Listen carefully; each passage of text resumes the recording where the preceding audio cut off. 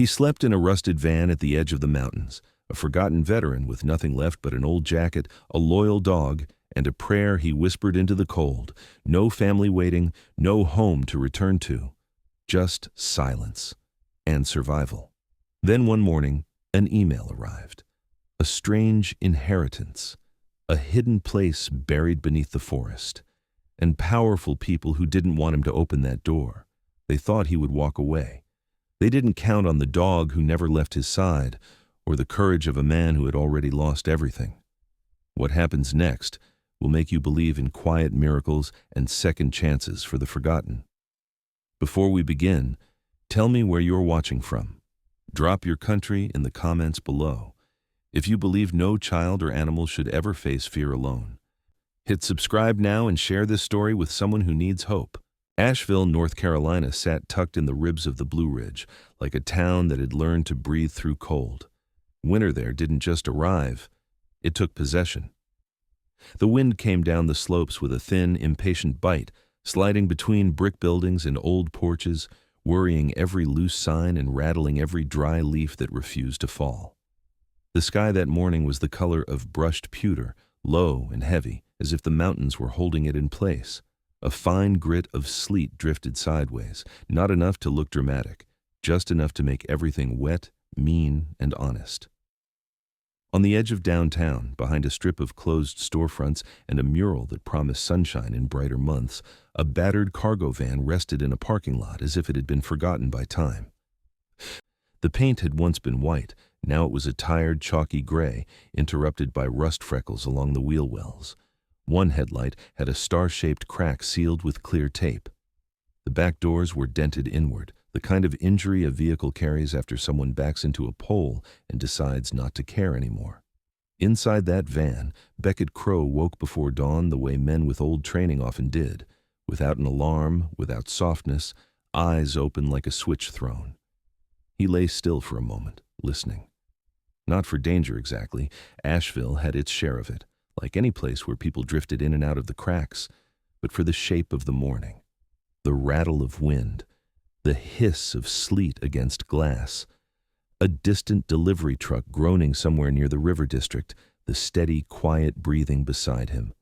Juniper, called Junie, called June, called Don't You Dare when she got too curious, was curled on an old moving blanket at the foot of the cot Beck had rigged from plywood and salvaged cushions. She was a Belgian Malinois, just past 5 years old by Beck's best guess, though he'd never had papers and she'd never needed them. Built like a blade wrapped in fur, she carried a lean athletic frame with a deep chest and tight waist, the kind of body made for sprinting rather than lounging. Her coat was a warm fawn color, with a black mask that made her amber eyes look brighter, sharper, eyes that didn't just watch a person but measured them, filed them away. One ear stood perfectly upright, the other had a slight bend near the tip, a small imperfection that somehow made her seem more real, more earned. Beck slid one hand down from the thin sleeping bag and rested it near her shoulder. At the touch, Juniper's eyes opened, immediate, alert, but not anxious. She didn't spring up. She simply looked at him, and in that look was a question she asked every morning. Are we moving? Are we safe? Do we still belong to each other? Easy, Beck murmured, voice rough with cold and sleep. Just checking the world didn't fall apart while we were off duty. He said it like a joke. It was half a joke. Humor, dry, understated, stubborn, was one of the last clean tools he had left. People assumed veterans either talked too much or not at all. Beck talked just enough to keep himself human. He sat up slowly. At 34, he was still broad-shouldered, still built from years of carrying weight that didn't apologize. But he moved with the faint stiffness of someone who had spent too many nights in bad positions and too many days with adrenaline forced into his bones. His hair was a dark brown that turned nearly black when wet, cut short on the sides and a little longer on top, the kind of haircut you get when you've been told what professional looks like for most of your adult life. Stubble shadowed his jaw and upper lip, not a full beard, but enough to frame the hard angles of his face. Cheekbones that could have belonged to a farm boy, and eyes that had seen too much to stay innocent. His skin was weathered, not old, just worn. Windburn on the cheeks, chapped knuckles, small scars that didn't bother with stories anymore. He reached for a dented thermos, unscrewed the cap, and took a sip of coffee that had turned lukewarm overnight. It tasted like thrift and necessity. He drank anyway. Warmth wasn't a luxury. It was a strategy. The van smelled like dog fur, wool, and the faint metallic tang of tools, a socket set, a pry bar, a roll of duct tape, a small first aid kit Beck replenished whenever he could. Under the cot was a duffel with his name stenciled faintly on one side, Crow, leftover from a life where names were sewn into fabric like an assurance that you mattered.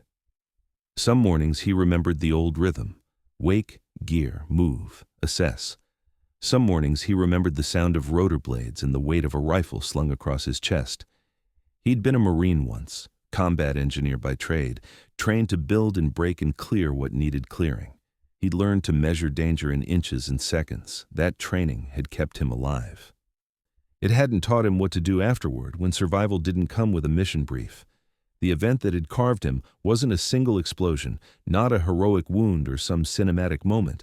It was a decision, a convoy route, a choice between speed and thoroughness, a piece of cheap intelligence that turned out to be wrong. He'd lived through it. Someone else hadn't. Beck carried that like a small stone lodged beneath the ribs. Easy to ignore if you kept moving, impossible to forget when you tried to be still. Juniper, he liked to think, was the universe's way of refusing to let him disappear. He'd found her 2 years ago behind a rural vet clinic outside Hendersonville, chained to a fence, ribs sharp under fur, eyes too bright for a dog who'd been neglected.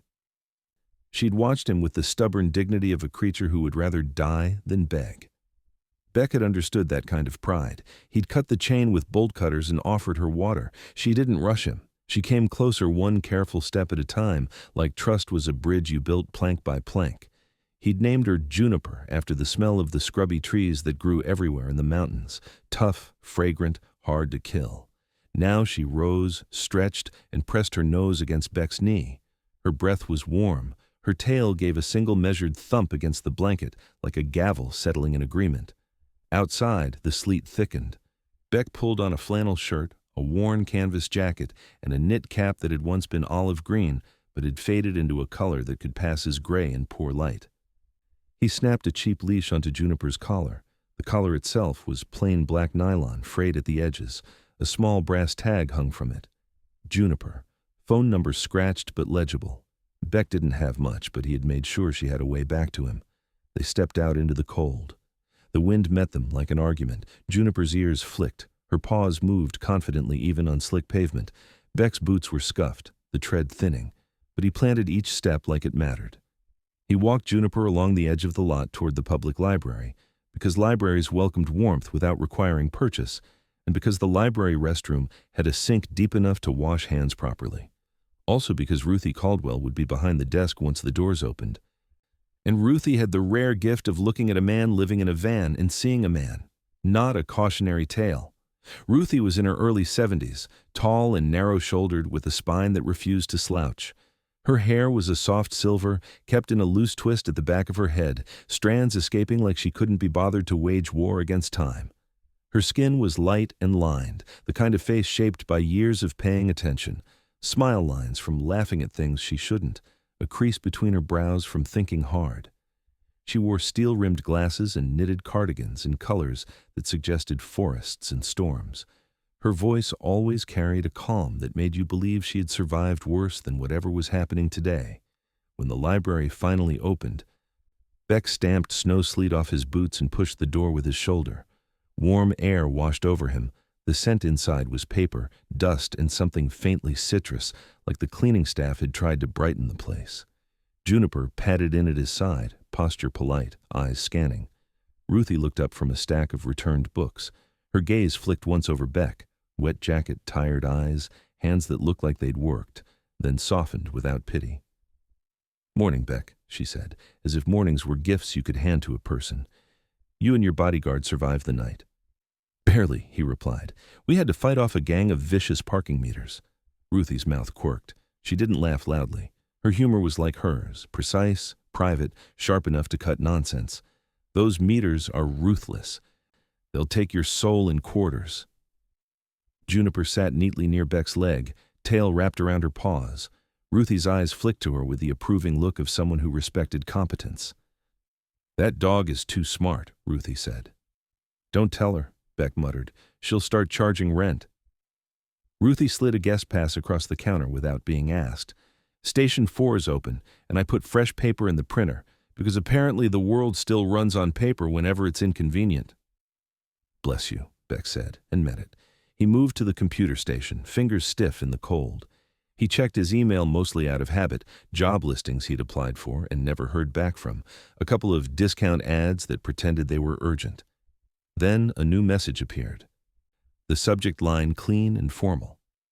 Estate notice. Crow Van Holt Trust. Beck stared at it long enough that Juniper lifted her head, sensing the shift in him the way dogs sense storms before thunder. The sender's address looked legitimate. The language was stiff, the kind of stiff that usually meant money or trouble. He clicked. The first line began, "Mr. Beckett Crow." And the sight of his full name, typed like it belonged somewhere official, sent a strange quiet through his chest. The email explained that a distant relative, Silas Crow, had passed, and Beck had been identified as next of kin for a property transfer. There were instructions. There was a phone number. There was a fee listed so small it almost felt like an insult. $980, a property for less than $1,000 in America in 2026?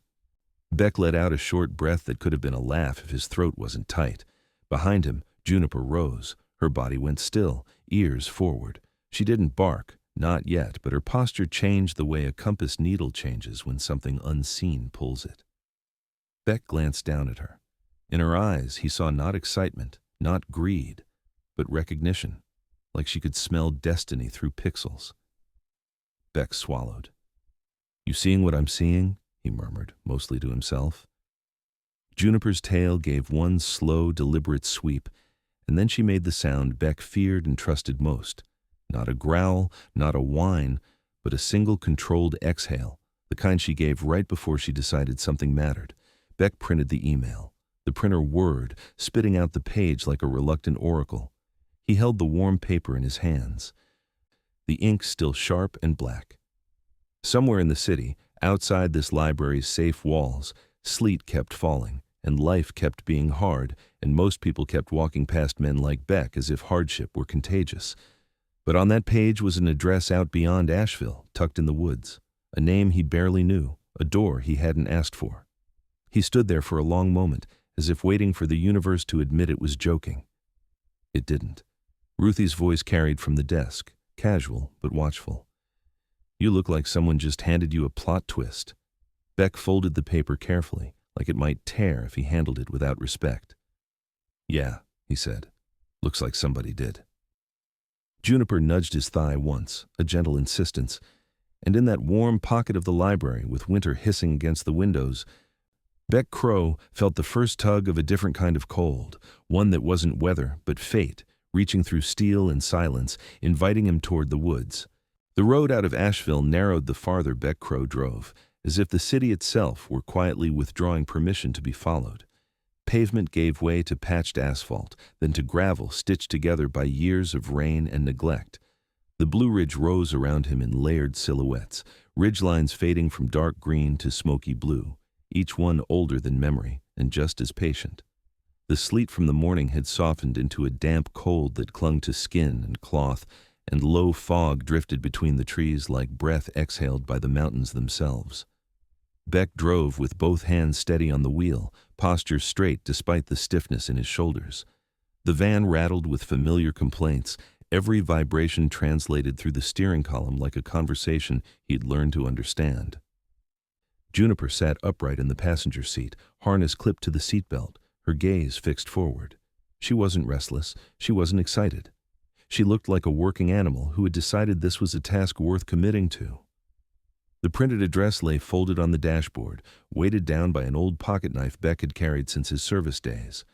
The name Silas Crow felt heavier now than it had in the library, as if saying it aloud might wake something. Beck hadn't told Ruthie where he was going, only that he had some business in the woods. She had nodded, the way people do when they understand more than you've said, and respect your right not to say the rest. The GPS on Beck's phone lost its confidence about 10 minutes past the last gas station. The blue line hesitated, recalculated, then gave up entirely. Beck wasn't surprised. He turned the phone face down and relied on the printed directions instead. Left at a rusted sign, follow the creek until the road bent back on itself, stop when the trees thinned unnaturally. Whoever had written the directions knew the land well enough to assume technology would fail. They crossed a narrow bridge over a creek swollen with winter runoff. The water churned fast and brown, carrying branches and foam, the sound loud in the quiet way only moving water could be. Beck slowed the van, eyes scanning the tree line out of habit. He hadn't shaken that. He doubted he ever would. Juniper shifted then, just slightly. Her ears angled forward, and she leaned into the harness as if scent had reached her before sight. Beck noticed but didn't comment. He trusted her instincts the way he once trusted men beside him, in places where trust was the only currency that mattered. The road curved sharply, and then the forest opened. Not wide, not welcoming, just different. The trees pulled back into a rough oval, their trunks spaced too evenly to be natural. In the center stood what looked, at first glance, like a forgotten agricultural structure. A grain silo, tall and cylindrical, its metal skin dulled to a soft gray by decades of weather. Moss crept up its base in uneven patches, rust streaked downward like old tears from seams in the steel. It didn't look abandoned so much as retired, like something that had done its job and was waiting to be remembered. Beside it sat a small cabin, no more than one room by the look of it. Built of darkened wood with a shallow porch and a roof that dipped slightly at the corners. Smoke did not rise from its chimney. No tracks marked the mud beyond those of deer and smaller animals. The place was quiet in a way that felt deliberate. Beck cut the engine. The sudden silence rang in his ears. For a long moment, neither he nor Juniper moved.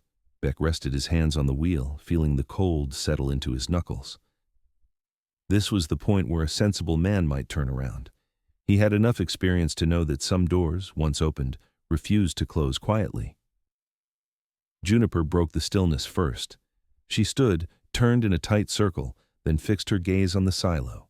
Her tail was level, neither tucked nor wagging, her muscles taut beneath her coat. She gave no bark. Whatever this was, it didn't call for warning. It called for attention. "All right," Beck murmured, more to himself than to her. "We're here." He stepped out of the van, boots sinking slightly into damp earth.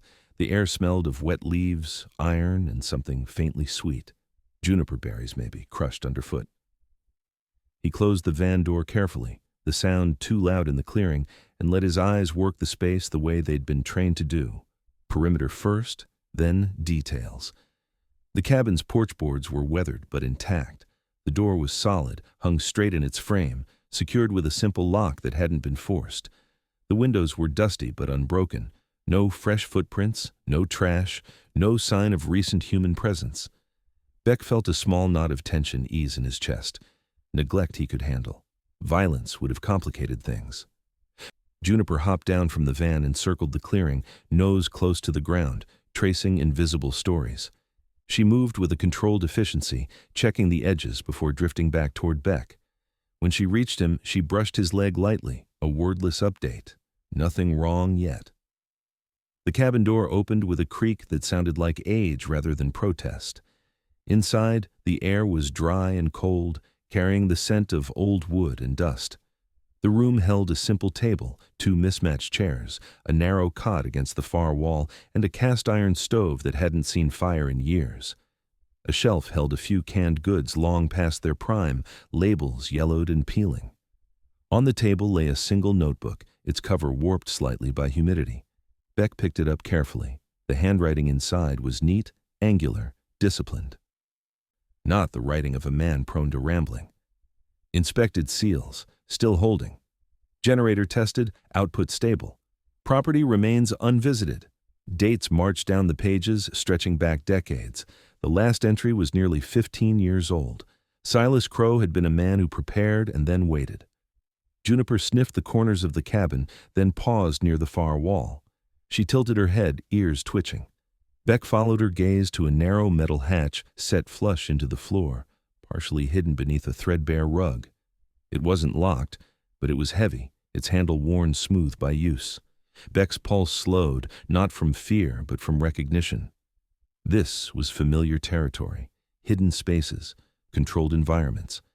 He knelt, brushed dust from the hatch, and checked the air with a small handheld detector he kept in the van, a habit he hadn't broken, no matter how many people told him it was unnecessary. The reading stayed green. He lifted the hatch an inch, then waited.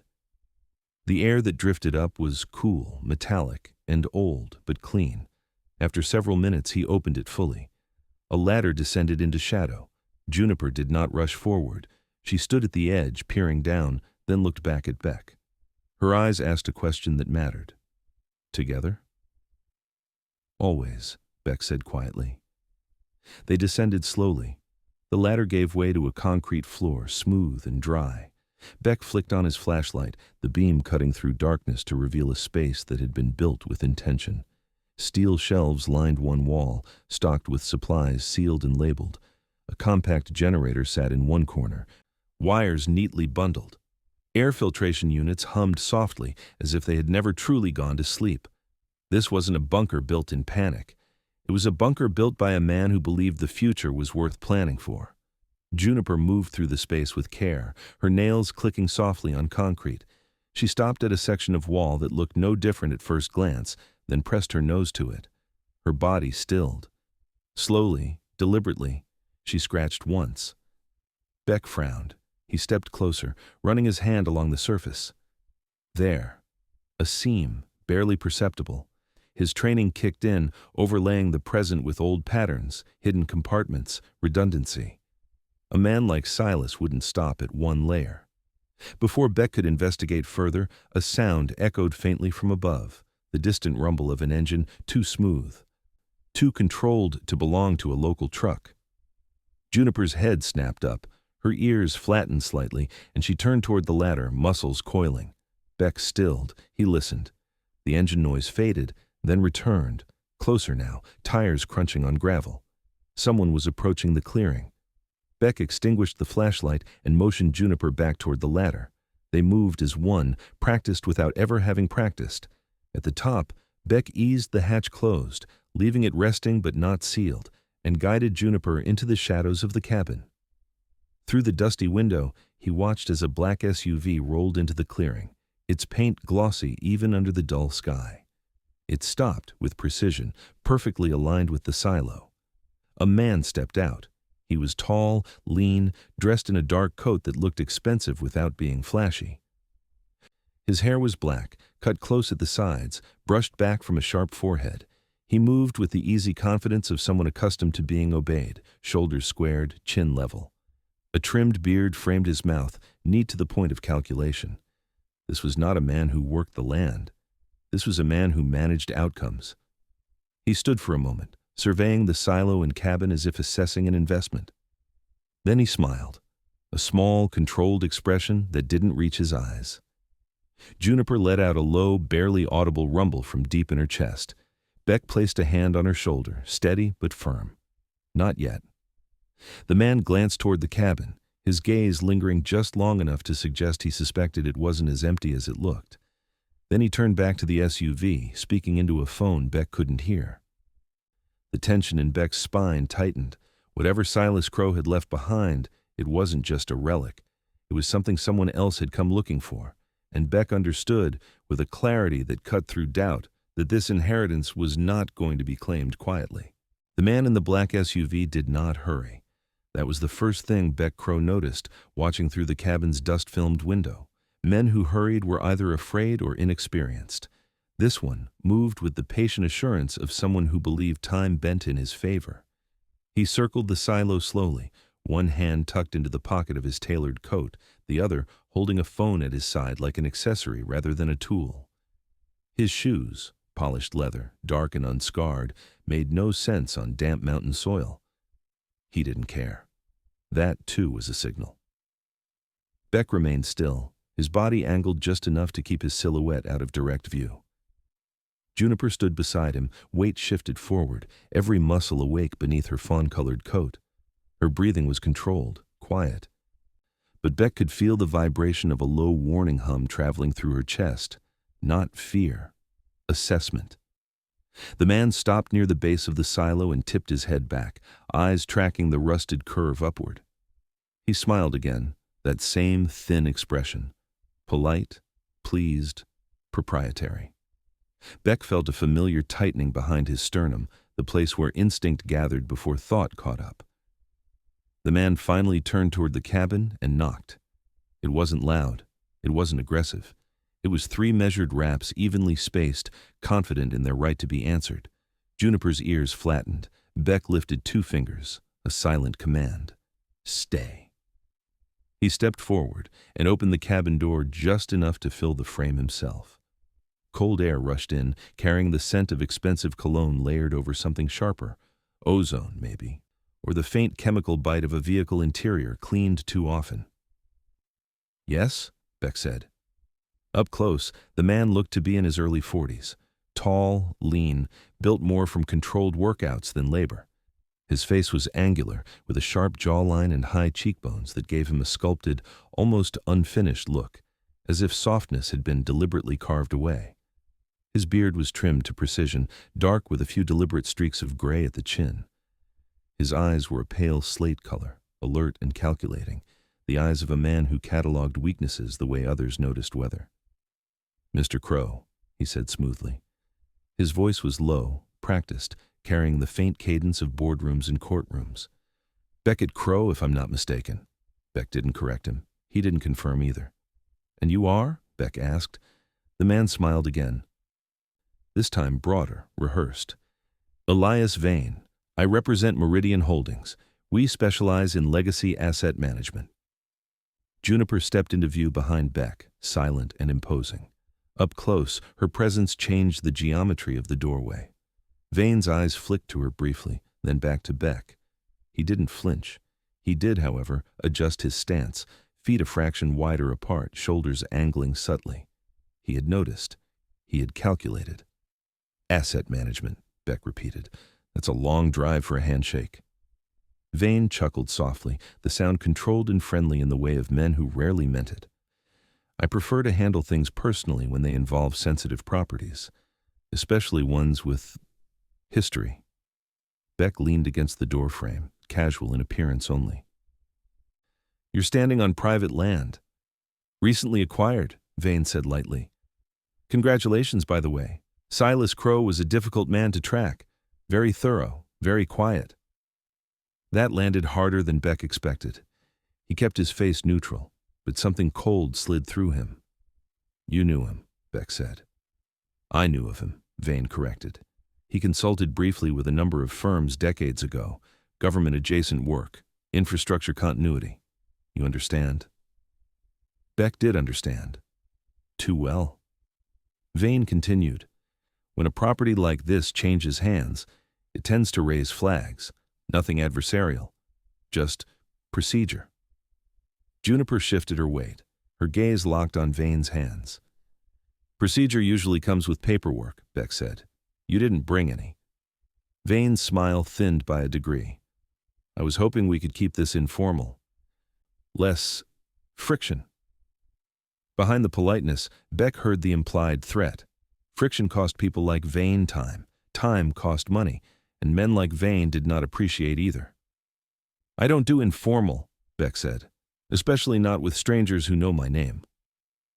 For the first time, something flickered in Vane's eyes. Irritation, quickly masked. Fair enough, Vane said. Then let me be clear. There are materials associated with this property that fall under continuing federal interest.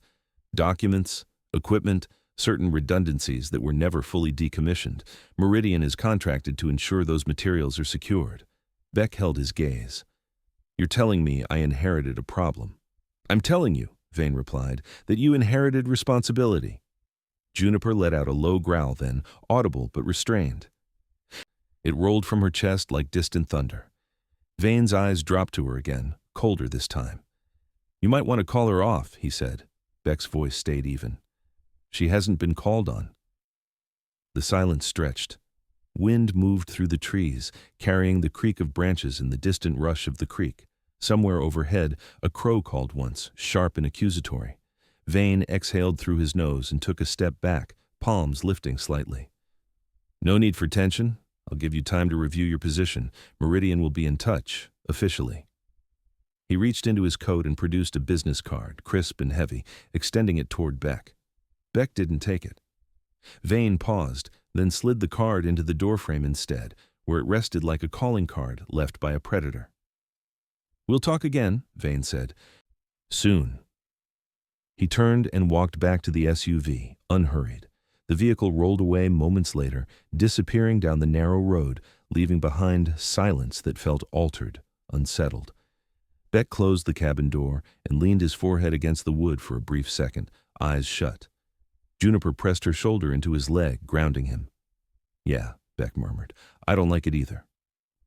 They waited a full 10 minutes before Beck reopened the hatch to the bunker. He descended alone this time, Juniper watching from above, her body blocking the ladder like a living gate. Inside, Beck moved with purpose now. The hidden seam in the wall called to him like an unanswered question. He traced it again, found a small recessed latch he had missed before, hidden behind a removable panel. When he pressed it, there was a low mechanical thrum, then a click. The wall slid open. The secondary chamber was smaller, tighter, but denser with meaning. Shelves held sealed document cases marked with faded stencils. A steel footlocker sat against the far wall, its surface scratched and dented from transport long ago. A locked cabinet bore an emblem Beck recognized, a stylized eagle encircled by stars, worn but unmistakable. He didn't open anything yet. Instead, he stood there and let the reality settle. This was what Vane wanted. Not land, not a cabin. Information. Leverage. Beck climbed back up and resealed the hatch. Outside, the sky had darkened, clouds pressing low against the mountains. The day was turning inward. As Beck packed the van to leave, another vehicle approached, but this one announced itself with the uneven grind of an aging engine. A county sheriff's truck pulled into the clearing, its paint dulled by years of service. A woman stepped out. She was tall, broad-shouldered, built solid rather than slim, with dark brown skin weathered by sun and wind. Her hair was pulled back into a tight braid tucked beneath her hat. Her uniform fit like it had been broken in properly, creased and functional. Her eyes were sharp but not unkind, the eyes of someone who had learned to read people faster than paperwork. She rested one hand casually near her belt. "Afternoon," she called. "I'm Sheriff Nia Hartwell. Got a call about an unfamiliar vehicle out this way." Beck met her halfway, Juniper at his side. "That would have been the black SUV," Beck said. Didn't stay long. Hartwell nodded once, eyes flicking to Juniper with professional interest. "Good dog," she said. "Malinois?" "Yeah." "Figures. I grew up around working dogs. They don't bluff." Juniper sat composed. Hartwell turned back to Beck. "You the new owner here?" "Looks that way." Hartwell studied his face for a moment, then gave a short, knowing nod. "Word of advice," she said quietly. "When people start showing up before you've even unpacked, it's usually because they think you don't know what you have." Beck felt a grim smile tug at his mouth. "I'm starting to get that impression." Hartwell handed him a card, worn at the edges. "If they come back, if anything feels off, you call." "I will." She hesitated, then added, "And Mr. Crow, this land has a long memory. Treat it straight and it tends to return the favor." With that, she climbed back into her truck and drove off, leaving Beck alone with the trees, the bunker beneath his feet, and the understanding that his life had crossed a line he could not uncross. Juniper looked up at him, eyes bright, steady. "All right," Beck said softly. "Guess we're doing this." The wind shifted through the clearing, and somewhere deep underground, steel waited. Night settled over the mountains with a deliberate weight, not sudden but inevitable, as if the Blue Ridge preferred to ease darkness into place rather than drop it. Clouds pressed low, swallowing the moon, and the forest around the silo thickened into layers of shadow and sound. The wind shifted constantly, never violent, just persistent, worrying branches together until they whispered like men trading secrets they hoped no one else would hear. Beck Crow did not turn on the lights inside the cabin. He lit a single lantern and set it on the table, its glow warm and contained, throwing soft halos against the wood-paneled walls. He had learned long ago that light was a promise and a liability at the same time. Juniper lay near the doorway, her long frame stretched but not relaxed, chin resting on her paws, amber eyes reflecting the lantern flame like twin coals banked for later use. Beck sat at the table with the notebook he had found earlier, Silas Crow's handwriting steady beneath his fingers. He reread the final entries slowly, not because he had missed anything, but because men like Silas rarely wrote without intent. Each word had been placed like a tool in a kit, meant to be used when the time came. Outside, a branch snapped. Juniper's ears lifted instantly, her body tightening without sound. Beck didn't look up. He trusted her to tell him when it mattered. It wasn't danger, just the forest, reminding them whose land this really was. Beck closed the notebook and exhaled. Elias Vane's voice still lingered in his mind, smooth and confident, the kind of voice that assumed resistance would tire eventually. Beck had known men like him overseas, contractors, advisors, liaisons who spoke the language of cooperation while quietly arranging leverage. Vane hadn't come for conversation. He'd come to confirm something. That meant Beck needed to know exactly what Silas had hidden. He moved quietly, methodically, the way he had once prepared equipment before a patrol. Juniper rose and followed without being called, patting down the ladder behind him as he reopened the bunker hatch.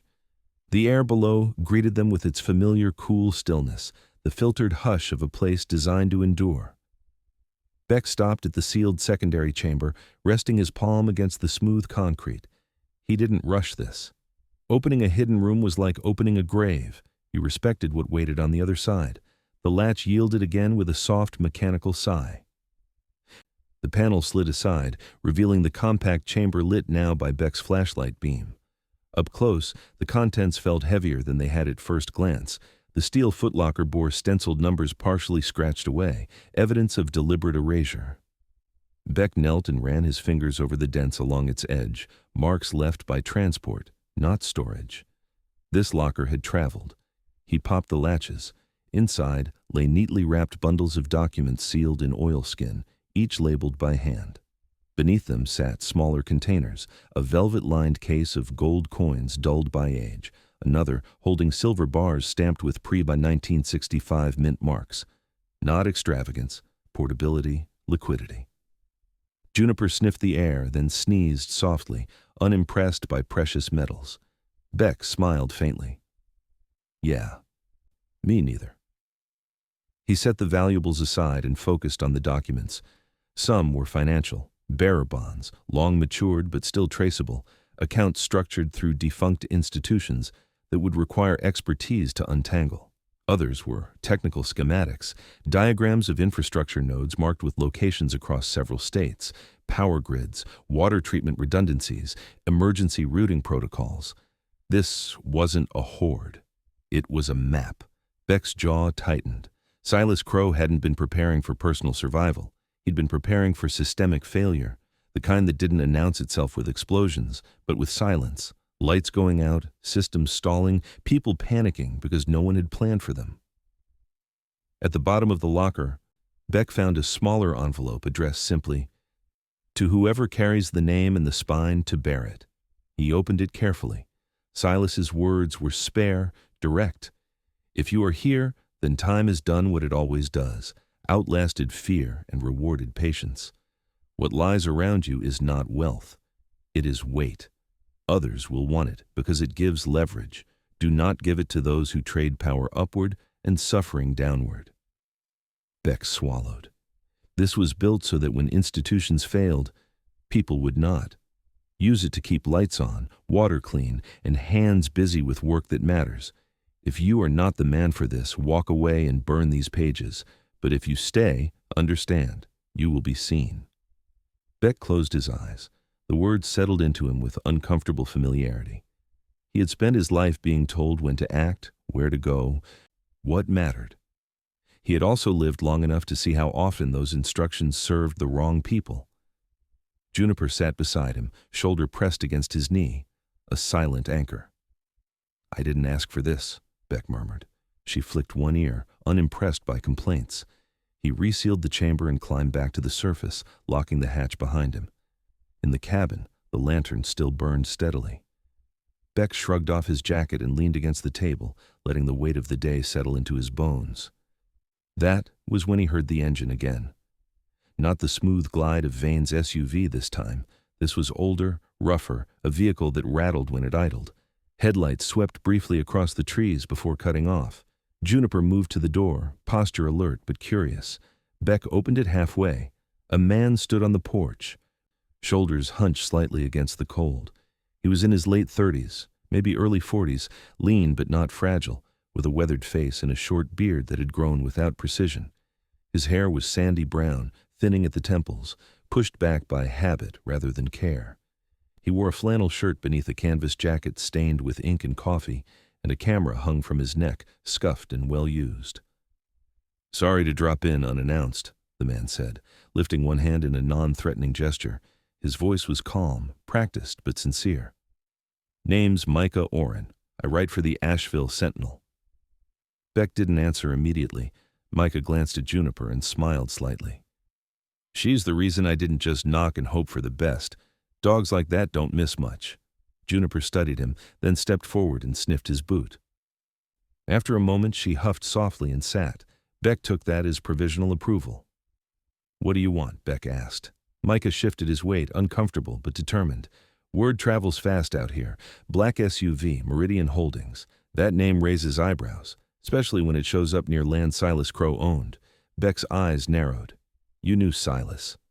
"Not personally," Micah said, "but I grew up hearing stories. Engineer, prepper before the word became fashionable. He testified once years back about infrastructure vulnerabilities. People laughed. Then a transformer failed during a heat wave, and half the county lost power."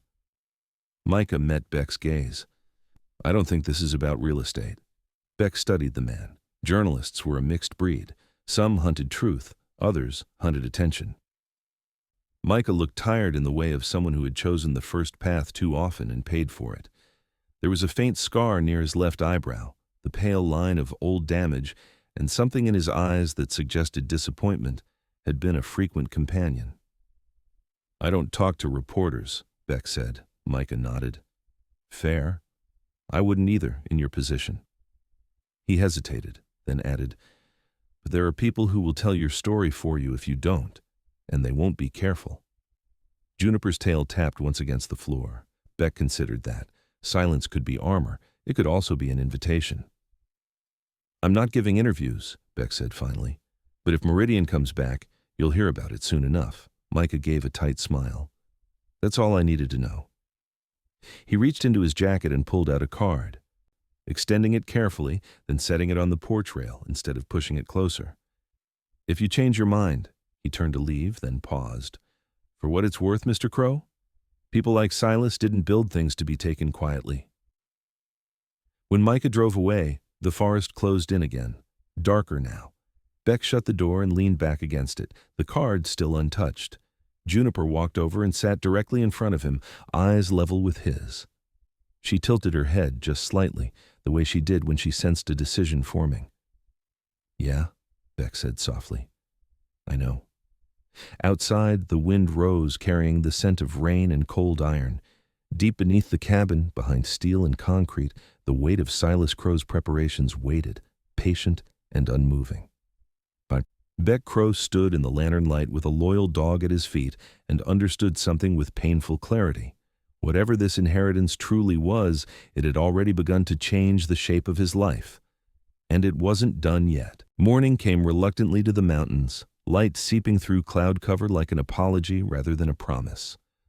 The fog hadn't lifted overnight. It had thickened, settling low in the clearing around the silo and cabin, turning edges soft and distances uncertain. Sound carried strangely in it. A footstep might vanish 10 feet away, while the clink of metal could travel far enough to feel watched. Beck Crow woke before dawn, not because of noise, but because his body had learned to surface when things were about to change. He lay still on the narrow cot, one arm bent behind his head, listening to Juniper's breathing near the door. She was awake too.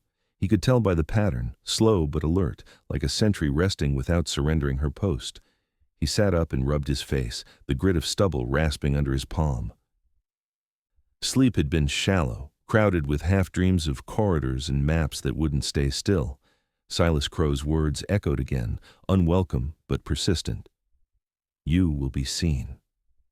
Beck stepped outside with a mug of reheated coffee, the steam barely visible against the fog. The forest smelled wet and metallic, rain threatening but undecided. Juniper followed, shook once to loosen stiffness from her limbs, and began her habitual perimeter check, moving with quiet assurance. She paused near the tree line, nose working, then glanced back at Beck. Not alarm, not curiosity, information. Someone had been nearby recently. Beck's jaw tightened. He trusted Juniper's senses more than his own. He finished the coffee quickly and set about his morning tasks, checking the generator, inventorying supplies, making sure nothing had shifted in the night. Everything was intact. That, somehow, made him more uneasy than finding something wrong. It was mid-morning when the sound of an engine cut through the fog again. Beck straightened slowly. This one was different from the others he had heard. A local sound.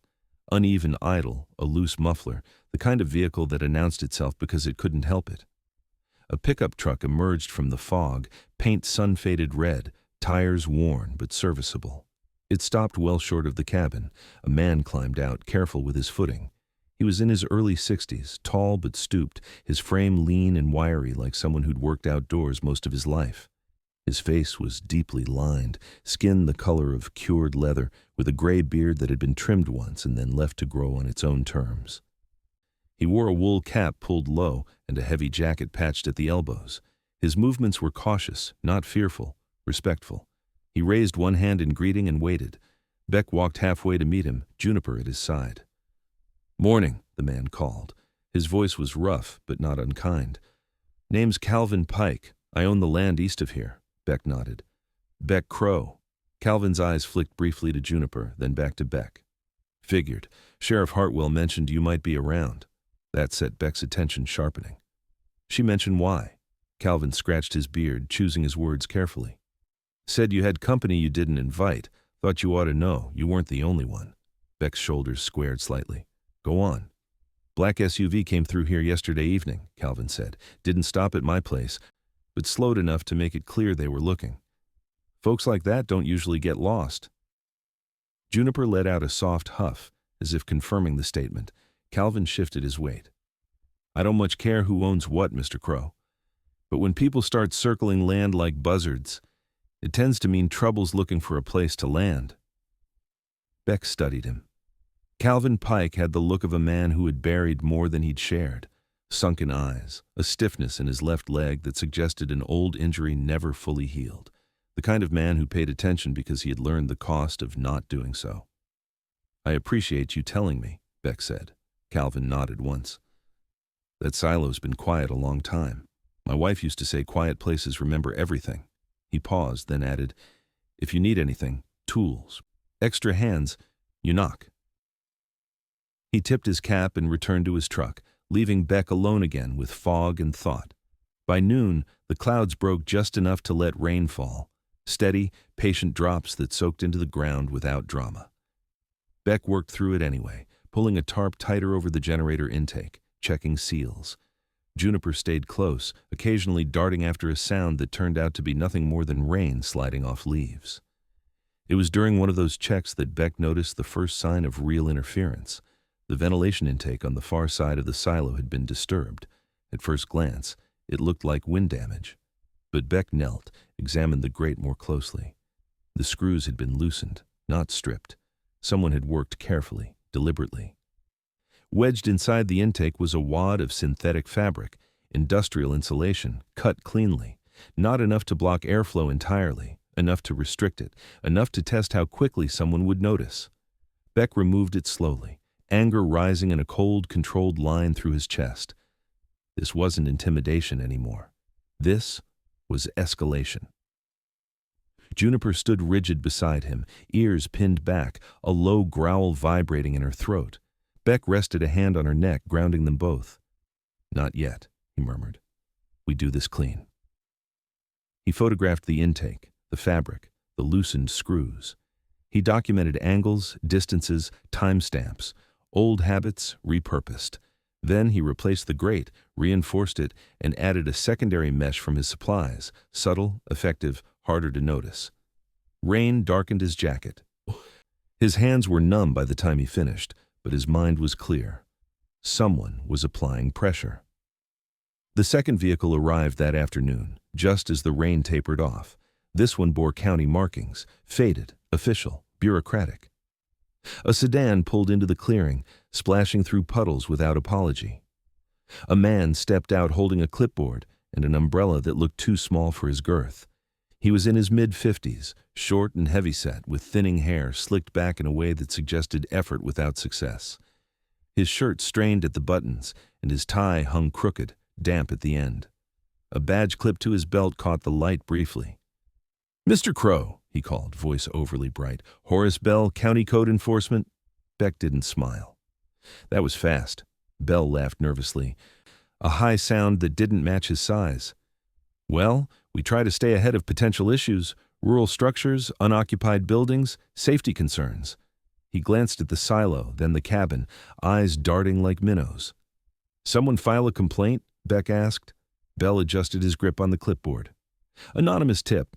You know how it is. Best to make sure everything's up to standard before things get complicated." Juniper stepped forward half a pace. Bell flinched. Beck's voice remained even. "This property is legally transferred. Inspections require notice." Bell's smile thinned. Of course. Just preliminary." He peeled a bright orange notice from the clipboard and slapped it onto the cabin door. "Temporary review, harmless." Beck stared at the notice. Temporary closures, safety reviews, paper cuts that bled time and money. "You'll hear from my attorney," Beck said. Bell swallowed. "No need for hostility. Just doing my job." He retreated to his car faster than confidence should allow and drove away, tires spinning slightly in the mud. Juniper watched the sedan disappear, then looked up at Beck. Her gaze was steady, questioning. "Yeah," Beck said quietly. "I see it too." By evening, the fog returned, thicker than before. Beck sat inside the bunker entrance, laptop open, cell signal barely clinging to life.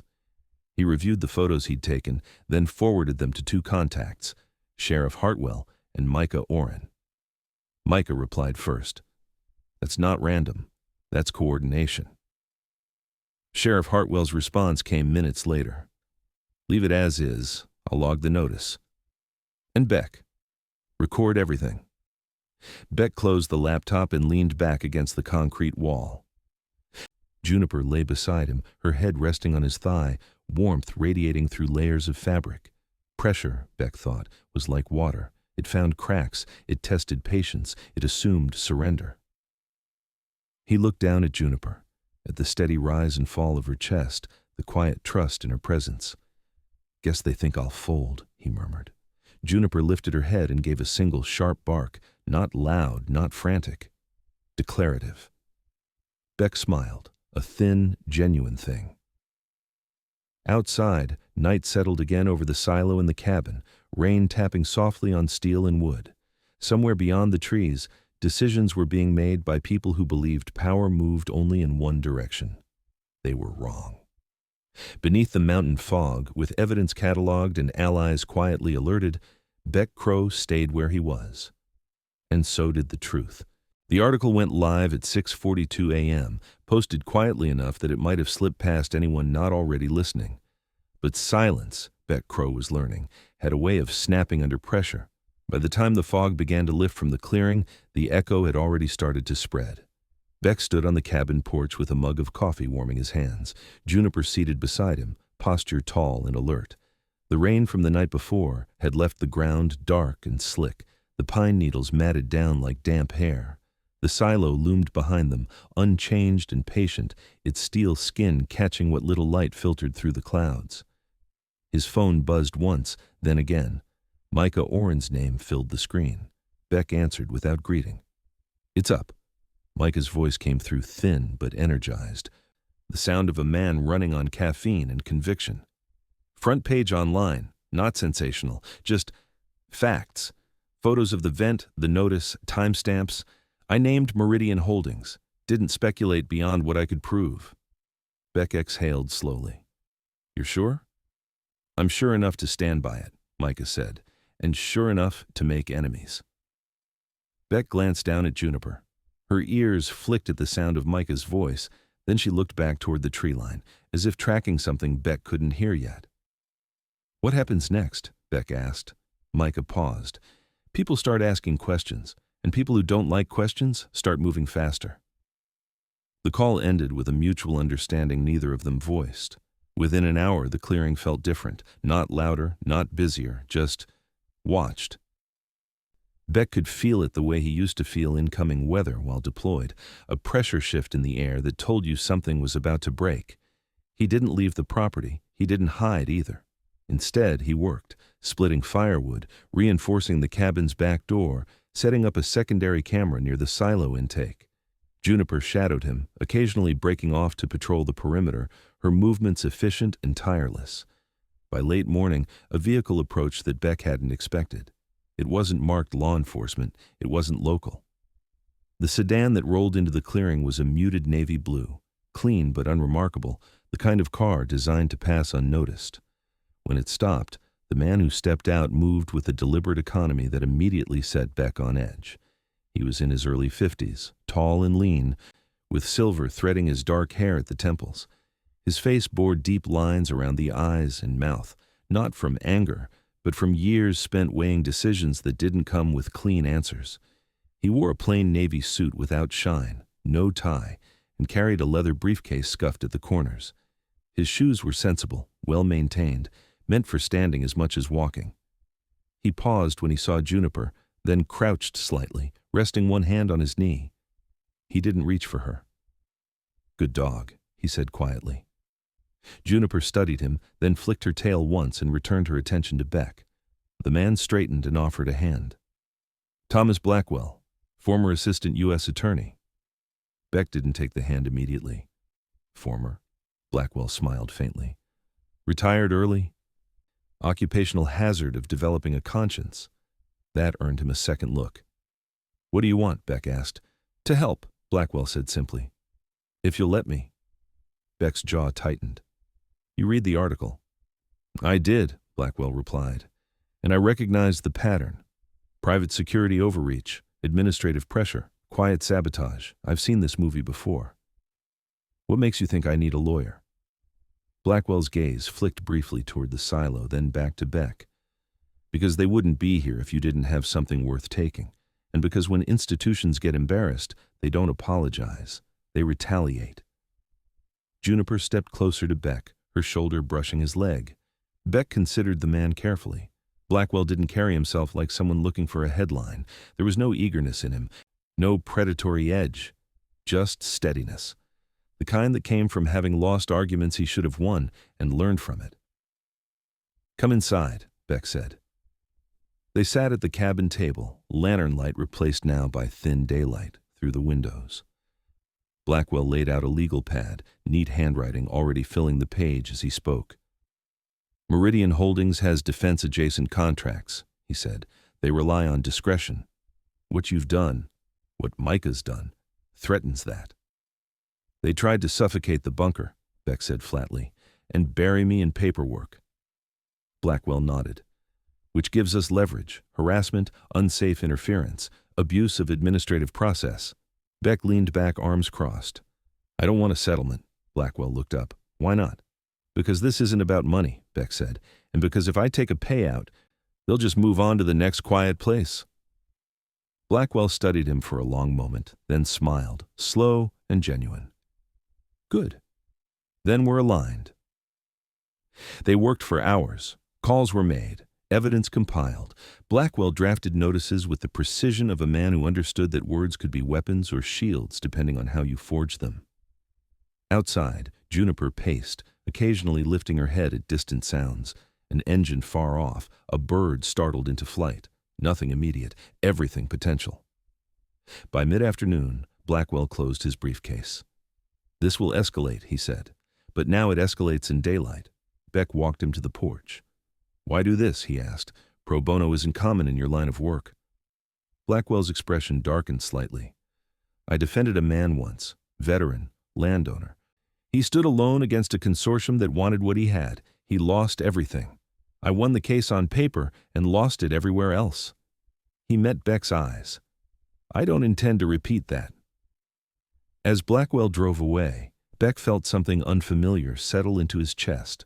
Not relief, exactly, but reinforcement. The sense that a line had been drawn and he was no longer standing on it alone. The confirmation came sooner than he expected. That evening, as the sun dipped behind the ridge and shadows stretched long across the clearing, Juniper froze near the silo. Her ears snapped forward, tail rigid.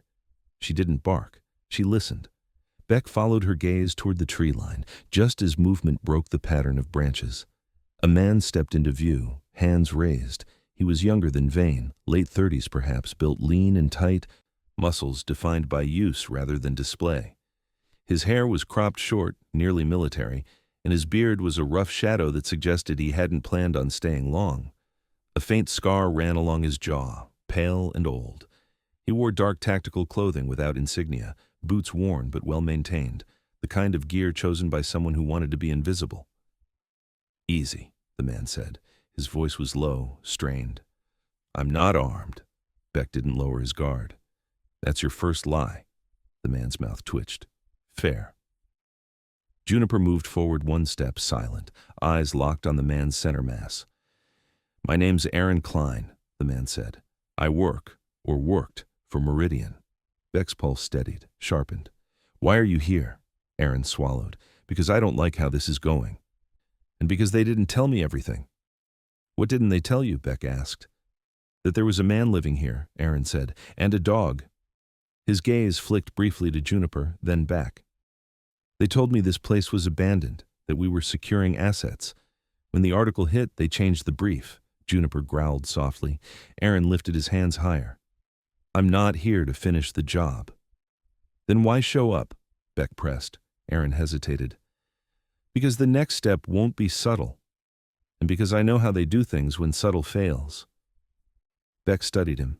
The scar, the posture, the way he kept his weight balanced despite the raised hands. This was a man trained to follow orders, now standing in the open with none. "You want protection," Beck said. Aaron shook his head. "I want out. And I want to sleep again." Silence stretched between them, thick with consequence. Beck felt the familiar pull of judgment, quick, clean, decisive, and resisted it. War had taught him that easy answers were rarely the right ones. "You talk to anyone else?" Beck asked. Aaron shook his head again. "Not yet." Beck nodded once. "Then you will, not to me." He reached into his pocket, pulled out Blackwell's card, and tossed it onto the ground between them. "Walk away," Beck said. "If you're telling the truth, you'll do it the right way." Aaron stared at the card, then bent slowly to pick it up. "You don't know what you're stepping into." Beck met his gaze, voice steady. "Yeah, I do." Aaron backed away, then turned and disappeared into the trees. Juniper remained tense for a long moment after he was gone. Then, slowly, she relaxed and sat, looking up at Beck as if waiting for confirmation. "Good call," Beck murmured, resting a hand on her head. "We keep it clean." Night settled in again, but this time it carried something different. Not peace, but momentum. Lights flickered on inside the cabin. Cameras blinked to life. Evidence was logged. Lines were drawn. Whatever Silas Crow had built beneath the earth had finally surfaced into the open. And it was no longer just Beck Crow standing guard. The first real crowd arrived on a Saturday, not announced by sirens or engines, but by the soft, ordinary sounds of people who had decided to show up. Tires crunched on gravel, doors opened and closed, voices carried through the trees, tentative at first, then warmer as recognition took hold. Beck Crow stood on the porch of the cabin with Juniper at his side and watched it happen the way one watches weather roll in, aware it could bless or break what lay beneath it. Word had traveled farther than Beck expected. Not just the article, not just the legal filings Thomas Blackwell had begun to move through official channels, but the older, quieter network that lived in towns like Asheville, veterans who knew veterans, retirees who read between lines, families who had lost power in storms and never forgotten the feeling of being cut loose from everything that mattered. The first to step forward was a woman named Sarah Whitlow. She was in her late 60s, tall and narrow-hipped, her posture still straight despite years of carrying burdens that never showed on a resume. Her hair was a soft iron gray, pulled into a loose braid that rested over one shoulder. Sun had etched fine lines around her eyes, giving her face a permanent look of attentiveness, as though she were always listening for something important. She wore a denim jacket patched at the elbows and sensible boots worn thin at the heels. Sarah moved with the quiet confidence of someone who had raised children, buried a husband, and learned how to keep going without applause. "I brought soup," she said simply, holding up a battered stock pot like an offering. "Figured if people were coming, they'd be hungry." Beck blinked, then smiled. "That's thoughtful." Sarah's mouth curved slightly. "It's practical. Thoughtful comes later." Juniper approached Sarah with measured curiosity, sniffed her boots, then leaned gently into her leg. Sarah laughed softly and rested a hand on the dog's head without hesitation. "Well," she said, "aren't you a good judge of character?" Behind Sarah came others. A retired lineman named Harold Metz, thick-set and slow-moving, with hands like knots of old rope and a beard the color of ash. A young couple, Elena and Marcus Rivera, both in their early 30s, their clothes still smelling faintly of sawdust and engine grease. Volunteers from a disaster relief group who had read Micah's piece and driven up that morning without a clear plan.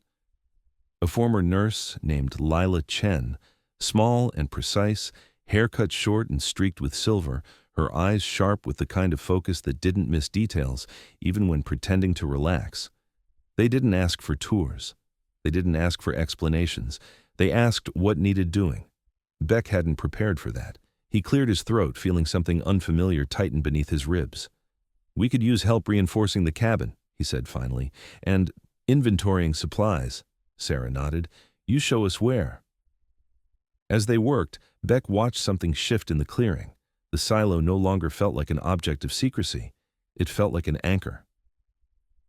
People moved around it naturally, respectfully, as though it were a landmark rather than a prize. Juniper wove through them, accepting pats and murmured praise with dignified restraint, her presence calming rather than commanding. By midday, the air smelled of soup and fresh-cut wood. Laughter drifted where tension had once settled. It wasn't a celebration, it was something steadier. Thomas Blackwell arrived just after noon, his car pulling in without fanfare. He paused at the edge of the clearing, surveying the scene, people working, talking, living. When Beck met him halfway, Blackwell's expression softened. "You didn't mention community," Blackwell said. "I didn't plan it," Beck replied. "They just came." Blackwell nodded slowly. "That's usually how it works," he briefed Beck quietly. Meridian's attorneys had responded, aggressive and dismissive. A formal complaint had been lodged against the county for Bell's premature notice. A federal liaison had reached out, not with threats but with interest. The story was becoming inconvenient. "That can be dangerous," Beck said. "It can also be protective," Blackwell replied. "People behave better when they know they're being watched." As if summoned by the thought, a new vehicle appeared at the edge of the property. A dark green pickup, older model, well-maintained. A woman stepped out, tall and athletic, her movements economical. She wore a ranger's uniform, the fabric faded but clean, boots polished to function rather than shine.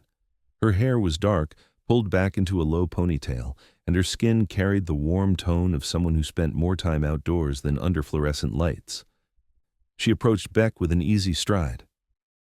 "Ranger Lana Burke," she said, offering a brief nod.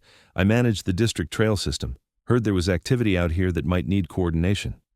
Her eyes flicked to the crowd, then to the silo. No judgment, just assessment. "We're keeping it orderly," Beck said. "I can see that," Lana replied. Her gaze lingered on Juniper, then returned to Beck. "I also heard there were some concerns about interference." Beck exchanged a glance with Blackwell. "That's one way to put it." Lana's mouth curved in a faint, knowing smile. "People who don't respect land usually don't respect people either. If you need official presence, I can make sure patrols pass through, quietly." "That would help," Beck said. Lana nodded. "Good." She paused, then added, "This place has potential for more than storage." After she left, Beck stood for a moment longer, watching the way her truck disappeared into the trees. Juniper bumped his leg gently, bringing him back. By late afternoon, the sky shifted. Clouds gathered low and dark, rolling in faster than forecast. The wind picked up, cold and insistent, bending treetops into restless motion. Someone checked a phone. "Storm warning," Marcus Rivera said. "High winds, possible power outages." The words landed with a collective stillness. Beck looked at the silo, then at the cabin, then at the people who had come without being asked. He felt the weight of Silas Crow's letter settle again, not heavy now, but certain. "All right," Beck said, voice carrying. "If the power goes out, we can keep lights on here. We've got filtered water, heat, backup systems. This place was built for continuity." No one questioned him. They moved with the quick acceptance of people who trusted competence when they saw it. As the storm hit, it came hard. Wind howled through the clearing, rain slamming against metal and wood. Somewhere beyond the ridge, a transformer blew, the distant pop carrying through the air like a snapped wire. Lights in the valley below winked out one by one. Inside the cabin, lanterns glowed. In the bunker, systems hummed awake, steady and reliable. People crowded together, sharing space and quiet conversation. Sarah ladled soup into mismatched bowls.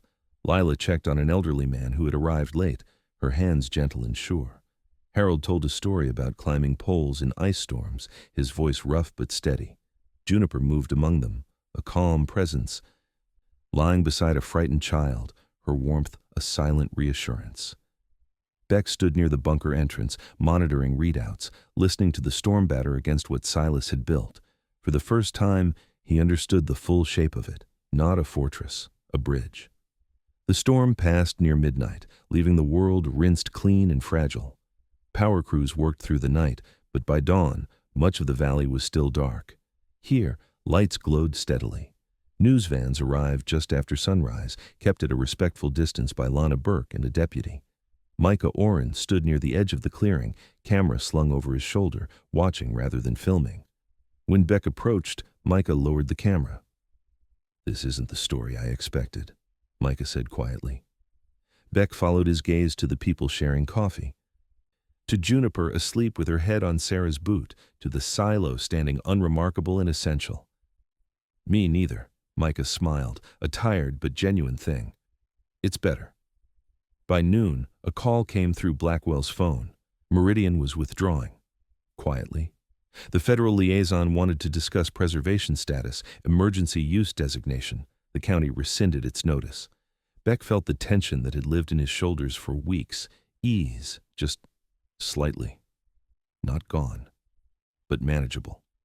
He walked the perimeter one last time as people began to drift home, thanking him, promising to return. Juniper padded beside him, tail swinging loosely now. At the edge of the clearing, Beck stopped and looked back. The silo stood unchanged, but everything around it had shifted. What had been hidden was now held. What had been targeted was now shared. Juniper looked up at him, eyes bright and steady. "Yeah," Beck murmured. "This is what he meant." The wind moved through the trees, gentler now, as if the mountains themselves were listening. The quiet that followed the storm was not empty. It was full, of decisions settling into place, of breath returning to lungs that had held too much for too long. Morning light arrived clean and cool, sliding through the trees and catching on the silo's curved skin as if the steel itself had learned how to shine without asking for attention. Beck Crow stood at the edge of the clearing with Juniper beside him and felt the difference between danger passing and purpose beginning. The days that followed did not bring fireworks. They brought paperwork, meetings, coffee gone cold while conversations ran long. Thomas Blackwell moved like a craftsman, careful with language and timing, filing motions that closed doors Meridian had tried to keep ajar. The county rescinded its notice formally, not with apology but with silence, the bureaucratic equivalent of backing away. A federal liaison requested a site review with words that sounded neutral and intentions that were, for once, aligned. That liaison arrived on a Tuesday morning, not with a motorcade, but with a single government sedan and a woman who stepped out carrying a slim folder and an expression practiced in restraint. Her name was Marianne Holt, early 40s, tall and composed, hair the color of dark honey, worn in a neat bun. Her suit was charcoal, tailored to move rather than impress. The lines around her mouth suggested she smiled rarely and meant it when she did. She shook Beck's hand firmly, her grip professional and brief. "We're here to discuss designation," she said, "not seizure." Beck nodded. "That's a good place to start." They walked the site together, cabin, silo, bunker, while Juniper tracked them with quiet interest. Marianne asked precise questions and listened without interrupting, her eyes cataloging details Beck hadn't considered worth mentioning. She took notes. She didn't take photographs. At the end of the tour, she closed her folder. "This can be preserved as critical infrastructure with a community use charter," she said. "Emergency shelter, training site, mutual aid. We can protect it without owning it." Beck felt something loosen in his chest. That's what Silas wanted. Marianne met his gaze. Then we're in agreement. The charter took weeks, but the shape of it was clear from the beginning. A board formed, small and practical. Sarah Whitlow agreed to serve, insisting on term limits, so nobody gets comfortable. Harold Metz took responsibility for electrical oversight, muttering about code compliance while secretly enjoying the work. Lila Chen designed a first aid training program that balanced precision with compassion. Ranger Lana Burke coordinated trail access and patrol schedules, her presence steady and unintrusive. They needed a name. Suggestions came and went, none fit. One evening, as the sun dipped low and the air cooled enough to invite jackets, Beck sat on the porch steps with Juniper's head resting on his knee. Sarah sat nearby, knitting needles clicking softly, her eyes on the tree line. "Silas planted trees," Sarah said suddenly. "Did you know that?" Beck looked up. "I didn't." "Junipers," she went on, "not the ornamental kind. The stubborn kind that take root in poor soil and hold it together. He told my husband once that if the land had a spine, it would be juniper." Beck glanced down at the dog, at the fawn coat, the steady eyes. "Juniper House," he said quietly. Sarah smiled without looking at him. "That'll do." The name held. Juniper House, a place meant to stand, to bind, to endure. Classes began modestly: map reading, basic electrical repair, water purification. Lila's first aid sessions filled quickly, attended by retirees and teenagers alike. Beck taught what he knew without spectacle: how to move calmly through uncertainty, how to make decisions when information was incomplete, how to keep people oriented when fear tried to steal their balance. He did not talk about war unless asked, and even then, only in service of a lesson that mattered. Juniper took on a role she had not been trained for, and yet seemed born to fill. She learned the rhythms of the place, the faces and scents that belonged. She lay beside anxious newcomers and stood between raised voices before they could rise further. Children gravitated to her, drawn by the way she listened with her whole body. She tolerated hugs with dignified patience and accepted praise with the mild confusion of someone who didn't understand why doing one's job earned applause. The incident that made the work visible came quietly, as such things often do. It was a late afternoon in early fall when a call crackled through Lana Burke's radio, an older man missing on the ridge trail after a sudden weather shift.